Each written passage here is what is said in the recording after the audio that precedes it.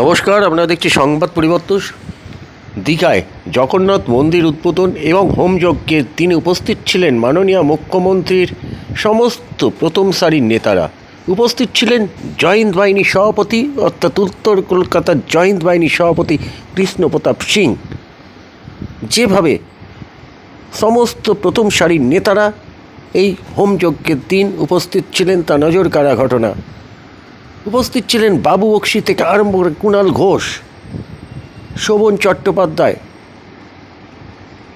থেকে আরম্ভ করে সমস্ত প্রথম সারির নেতারা। সংবাদ পরিবর্তন প্রতিনিয়ত আপনাদের সেই চিত্র তুলে ধরবে।